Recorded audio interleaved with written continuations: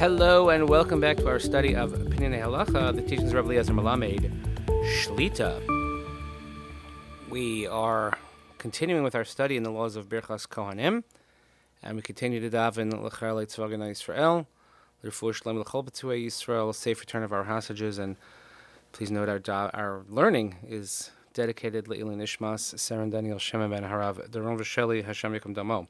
The next chapter, Abba Halachos MaTorah. Arba halachos min haTorah yesh in Birchas Kohanim. There are 4 halachos that are found min haTorah in this mitzvah of Birchas Kohanim. Ein mevarchen ela b'lashon hakodesh, uva'amida, uvenesias kapayim, uvekol ram. So the 4 things is that the Duchening has to be done in lashon hakodesh.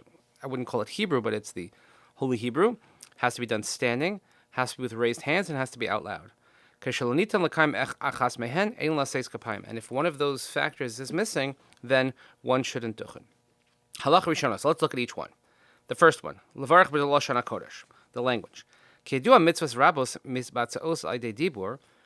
Many mitzvahs that we have are expressed through speech. Ubiaruch Chachamim Mishnah, and this is all based on the Gemaras in Sota. So the Mishnah in Sota, Daf Lamed Beis says, shemitzvahs kriya shema utfila uberchas hamazon efshar l'kaim gam b'safos acheros.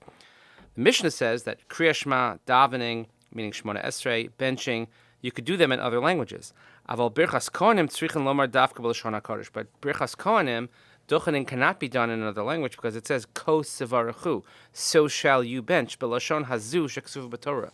The Torah gives us a language to use, Yivarechacha Hashem Yishmerecha, etc. So it says you have to use this language, and the Gemara darshans this language and not another language. Yitochen shehezber lekachu. So it's possible that the explanation is as follows: Shekriya Shema inyona levate esamunu shalana bepeh. The point of Kriya Shema, of saying Shema, is to express verbally our belief in Hashem. So therefore, it's not as important to say it in Lashon HaKodesh. It's more important to express your emunah, your faith. Same thing can be said about Shemona Esrei. The idea is to say the prayer in a recognizable form. But when it comes to Birchas Kohanim, this is a bracha from Hashem that is coming to us. And the language that Hashem uses to reveal His blessing in the world is Lashon HaKodesh.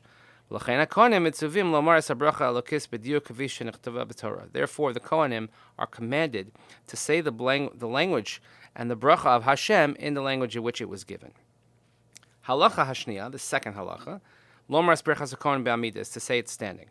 Lefichach, Kohen chalash ne'elatz hasheves bekisei galgalim. So let's say you have a Kohen who's weak. Let's say you have one who's in a wheelchair. Ve'enei yachol lamad al raglav afilu beis birchas kohanim lo yises kapav. And he cannot stand, even just the period of birchas kohanim. Forget about leading up to it and after it. Just for the actual duchening, he shouldn't duchen. Me'shedin yises kapayim kedin ha'avoda b'mikdash. Because the laws of duchening are just as it was done in the Beis HaMikdash. Because the pasuk says lishar sol v'reich v'shemo. Pasuk in Devarim says the purpose of the Kohen was to serve Hashem and to bless in His name.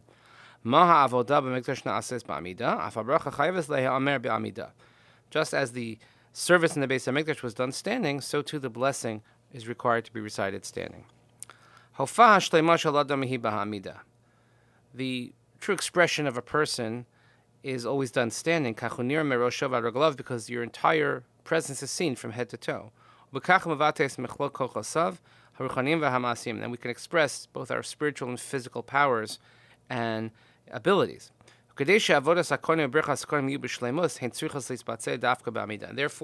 we need the full aspect of the Kohen, and therefore it's done standing. Dafka standing, it should only be standing. We discussed last time what if a Kohen can't stand, but generally speaking, our Kohanim, if they cannot stand, they do not duchen. Halacha Shlishis, the third is Nesias Kapayim. The Kohanim have to raise their hands towards those who are being blessed. Pasuk says that Aaron raised his hands to the nation and he blessed them. So a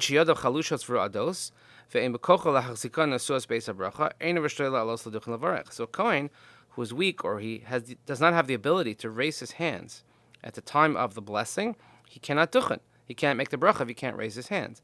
V'gam lomor lahaskin ritzua omot yiselo laharmes yadav mishum she'ala kohen lasisas kaba b'chochas asmar lo shum siwa. And the Kohen has to be able to do it under his own power. He can't use any other assistance. In other words, you can't have some sort of harness or an assist to hold up your hands because it has to be done so under his own power. Betam ha'inin ber Rav Nachman Breslov.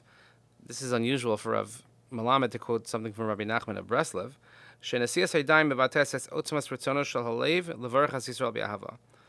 That the expression of raising your hands talks about the depth of the heart's desire to bless the Jewish people with love.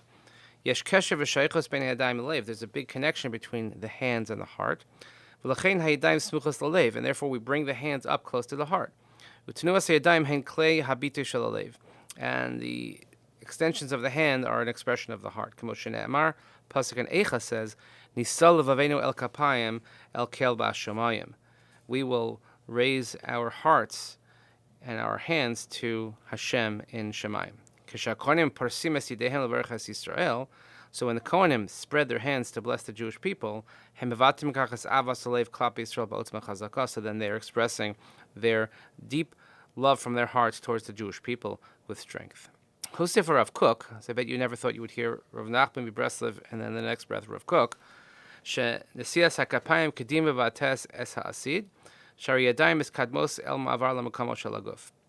that by raising the hands, it's actually expressing the future, because the first thing that a person reaches with, that you go with, is the hand. It's the first part of the body that one has contact with, so to speak. Therefore, the Kohanim raise their hands to point towards a complete world and a world that is completely repaired. Halacha Ravias, the fourth is Levarach B'Kol Ram, is to say it out loud. The idea is that everyone should be able to hear. Shne'emar Amar Lahem, because the pasuk says Amar Lahem, you have to say Keder She'adam Amar L'Chavero. The Gemara in Sota says, just like one speaks to one's friend. In Beis HaKnesses Katan, if the shul is small, Maspik Shakon Yivarach B'Kol Beinoni, then he doesn't have to shout, he could use a regular voice. Shekach Regilin L'Daber Makom Katan, because that's how you would speak in a smaller space. In Beis HaKnesses Gadol, but if it's a large shul and there's a lot of people there, Tzorach Levarach B'Kol Ram, you have to make it in a louder tone. That if you were the only Kohen, you didn't have to make the bracha, that everybody would be able to hear all the way in the back. Kohen shekol chalush, if a Kohen has a weak voice, if that to the point you can't even hear him, lo yala lisa sekapav, he shouldn't go up to Duchening. However, there are a number of Kohanim, and just one of the Kohanim has a weak voice, and the rest have stronger voices, then he certainly is allowed to go and duchen with them. But these are very important halachas. Certainly we teach them to the Kohanim, try their best to fulfill them. But in any event, we thank you for learning with us. Continue davening for Chayalei Tzvah Haganah Yisrael, for Shalom B'chol Tzvah Yisrael, safe return of our hostages. Learning Leil Nishmat, Sarah Daniel Shem and Rav Zerum V'Sheli, Hashem Yenukum Damo. Thanks for listening. Have a great day. We'll see you here next time.